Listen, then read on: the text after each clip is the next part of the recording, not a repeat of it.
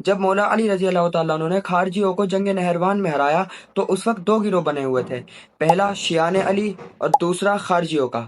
شیعان علی اس دور میں انہیں کہا جاتا تھا جو مولا علی رضی اللہ تعالیٰ عنہ کے ساتھ ہمیشہ رہا کرتے تھے، انہوں نے ان کے ساتھ جنگیں لڑی۔ اور خارجی انہیں کہا جاتا تھا جنہوں نے مولا علی رضی اللہ تعالیٰ عنہ کو ماننے سے صاف انکار کر دیا اور معاذ اللہ ان پر کفر کے فتوے لگائے۔ جنگ صفین کے بعد مولا علی رضی اللہ تعالیٰ عنہ اور امیر معاویہ رضی اللہ تعالیٰ عنہ دونوں کو ہی خارجیوں نے ماننے سے انکار کر دیا اور دونوں کو ہی غلط ٹھہرانے لگے۔ اب ظاہر سی بات ہے، جب مولا علی یعنی کہ تمام صحابہ اکرام پر وہ لوگ کفر کے فتوے دیں گے اور صحابہ کو کافر کہیں گے تو ظاہر سی بات ہے وہ تو خود کافر ہو ہی جائیں گے۔ اور یہ وہی خارجی تھے جنہیں مولا علی رضی اللہ تعالیٰ عنہ نے جنگ نہروان میں ہرایا تھا۔ تو دوستو، جب مولا علی رضی اللہ تعالیٰ عنہ نے جنگ نہروان میں خارجیوں کو ہرایا تو وہ بدبخت جو کہ شیعان علی میں سے تھا، اسے مولا علی رضی اللہ تعالیٰ عنہ نے پاس میں بلایا اور کہا کہ تم کوفے میں جاؤ اور کوفے کے لوگوں کو یہ خوشخبری سنا دو کہ ہم نے خارجیوں کو ہرا دیا اور ہم لوگ بھی تمہارے پیچھے پیچھے آ ہی رہے ہیں۔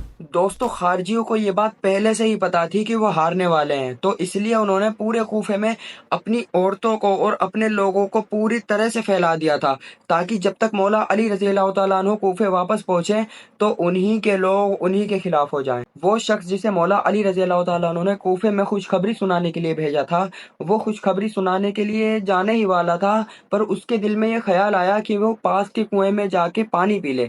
تو جب وہ کنویں کے پاس گیا پانی پینے کے لیے تو اس نے بہت ہی زیادہ خوبصورت آواز سنی گانے کی، اور وہ سوچنے لگا کہ جس گھر سے آواز آ رہی ہے گانے کی، جس عورت کی آواز ہے، سوچو اس کا چہرہ کیسا ہوگا۔ تو جب وہ اس گھر کے پاس گیا اور اس گھر میں اس نے اپنا منہ گھسایا تو وہ تو بالکل پگھل ہی گیا، وہ عورت سچ میں بہت زیادہ خوبصورت تھی۔ تو دوستو، جب اس شخص نے اس عورت سے بات کرنے کی کوشش کری اور اس سے کہا کہ جتنی سندر تمہاری آواز ہے اتنی سندر تم ہو، وہ عورت دراصل خارجی تھی اور اسے پتا تھا کہ یہ شخص شیعان علی میں سے ہے۔ تو اس عورت نے بڑی ہی چالاکی سے اپنا دماغ گھمایا اور اس شخص سے پوچھا کہ تم اب چاہتے کیا ہو؟ تو اس شخص نے کہا کہ میں تم سے نکاح کرنا چاہتا ہوں۔ تو اس عورت نے کہا کہ رہنے دو، تم نہیں کر پاؤ گے، میرا مہر ہی اتنا مہنگا، اتنا قیمتی اور اتنا زیادہ مہنگا ہے کہ تم ادا ہی نہیں کر پاؤ گے۔ تو وہ شخص دن دنا کر بولا کہ چاہے تم جتنا بھی مہر مانگو، چاہے تم جتنا ہی مہنگا مہر مانگو، میں تمہیں دوں گا۔ تو دوستو، پتا ہے تمہیں اس عورت نے مہر میں کیا مانگا؟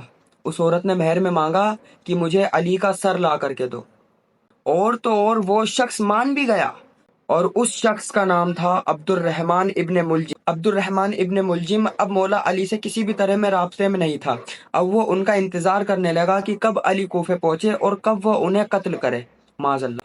اسی وجہ سے اس نے اپنا خنجر پہلے سے ہی زہر میں ڈبو کر کے رکھا تھا۔ جب مولا علی کوفے پہنچے تو رمضان المبارک کا مہینہ شروع ہو چکا تھا۔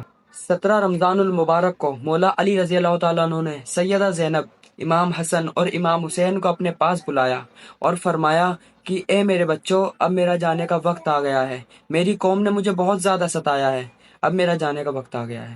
جب مولا علی رضی اللہ تعالیٰ عنہ نماز کے لیے جایا کرتے تھے تو وہ راستے میں جتنے بھی گھر پڑتے تھے وہ سب کو اٹھاتے ہوئے چلتے تھے اور کہتے تھے کہ اے لوگوں، جلدی اٹھو، نماز کا وقت ہو رہا ہے، جلدی کرو۔ ایسے ہی 17 رمضان المبارک کو جب مولا علی رضی اللہ تعالیٰ عنہ نماز پڑھانے کے لیے جا رہے تھے فجر کی، تو عبد الرحمن ابن ملجم مسجد کی محراب میں پہلے سے ہی چھپ کر کے بیٹھا ہوا تھا۔ جب مولا علی نماز پڑھانے لگے تو نماز کے دوران ہی عبد الرحمن ابن ملجم نے مولا علی پر وار کر دیا اور ایسا حملہ کرا تو سب سے پہلے تو مولا علی کا امامت شریف کٹا، پھر آپ کا سر کٹا اور پھر وہ زخم آپ کے حلق تک آ گیا، اور وہ بدبخت حملہ کرنے کے بعد بھاگنے لگا تو بھاگتا کہاں، پکڑا تو جاتا ہی، اور پکڑا گیا۔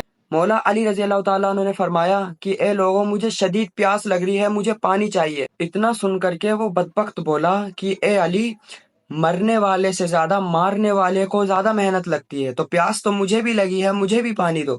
تو مولا علی رضی اللہ تعالیٰ عنہ کی سخاوت کا عالم دیکھیے۔ مولا علی فرماتے ہیں کہ اے لوگوں، تم مجھے پانی مت دو، سب سے پہلے اسے پانی دو، اسے زیادہ پیاس لگی ہوگی، اسے پانی دو۔ تو جب اس کے پاس لوگوں نے پانی دیا تو اسے مولا علی سے دیکھو کتنی نفرت تھی، اس نے ہاتھ میں پانی کا پیالہ تو لے لیا لیکن اس نے پانی پیا نہیں۔ تو مولا علی رضی اللہ تعالیٰ عنہ فرماتے ہیں کہ اے لوگو، جتنا زخم اس نے مجھے دیا ہے صرف اتنا ہی زخم اسے دینا، اسے زیادہ اذیت مت پہنچانا۔ پھر 17 کا پورا دن گزرا، 18 کا پورا دن گزرا، 19، 20 اور پھر لاسٹ میں 21 رمضان المبارک کو مولا علی کرم اللہ تعالی وجہہ الکریم کی شہادت ہو گئی۔ تو ہوا یہ دوستو کہ جو لوگ مولا علی رضی اللہ تعالیٰ عنہ کے ساتھ ساتھ رہا کرتے تھے، جو علی علی کرتے تھے، انہوں نے دیکھو کیا کیا۔ اب کیونکہ کوفے والے تو کوفے والے ہیں ہی، جب خارجیوں نے ہنگامہ کر دیا کہ کوئی بھی مولا علی رضی اللہ تعالیٰ عنہ کے جنازے میں شرکت نہیں کرے گا، تو خارجیوں کے ڈر سے ان لوگوں نے اپنے اپنے دروازے ہی بند کر لیے۔ اور آپ کو جان کر حیرانی ہوگی کہ مولا علی رضی اللہ تعالیٰ عنہ کے جنازے میں صرف 3 لوگوں نے شرکت کری تھی۔ باقی جو اپنے آپ کو شیعان علی بولتے تھے اور ان کا اپنا ساتھی بتاتے تھے اور اپنے آپ کو ان کا ساتھی بتاتے تھے، انہوں نے ان سب نے گیٹ بند کر لیا، وہ اندر گھس کے بیٹھ گئے۔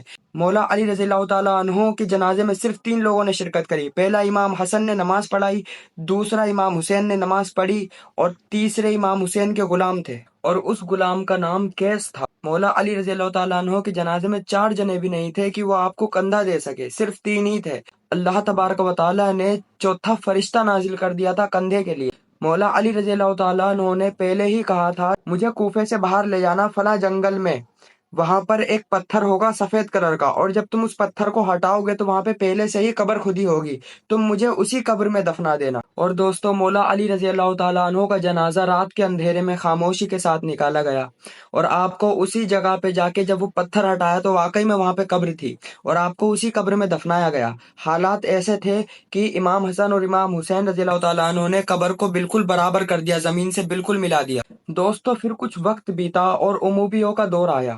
وہ تو اتنا زیادہ بھیانک دور تھا کہ اس دور میں مولا علی رضی اللہ تعالیٰ عنہ کو معاذ اللہ گالیاں بکی جاتی تھی ممبر پہ کھڑے ہو کے۔ اور یزید کے دور میں تو پتہ ہی ہے آپ کو کیا ہوا ہے۔ اہل بیت پاک پر اتنا ظلم کیا گیا، مولا علی رضی اللہ تعالیٰ عنہ پر اتنا ظلم کیا گیا، ان کی آل کو مارا گیا، ہمارے نبی کی اولاد کو قتل کر دیا گیا۔ لیکن اس کے باوجود بھی آج مولا علی رضی اللہ تعالیٰ عنہ کا مزار پاک سب کو پتا ہے، پوری دنیا جانتی ہے۔ تو دوستو، آج بھی مولا علی کی گنبد پر اسلام کا پرچم بلند ہے اور تا قیامت تک رہے گا۔ خارجیوں کو مولا علی سے اتنی زیادہ نفرت تھی، وہ تو آپ کو پتہ ہی چل گیا۔ تو سوچو مولا علی رضی اللہ تعالیٰ عنہ کے دور میں خارجیوں کا کیا ہی حال ہوا ہوگا، جو اس طرح کی نفرت پال کر بیٹھے تھے۔ اور آج کے دور میں بھی خارجی ہیں، جب ان کے سامنے مولا علی کا نام لو تو ان کی شکل کی رنگت ہی بدل جاتی ہے۔ اس لیے تو ہم غلامان علی کہتے ہیں کہ دیواریں ہلتی ہیں اور در کانپ جاتا ہے، علی کا نام سن کر اب بھی خیبر کانپ جاتا ہے۔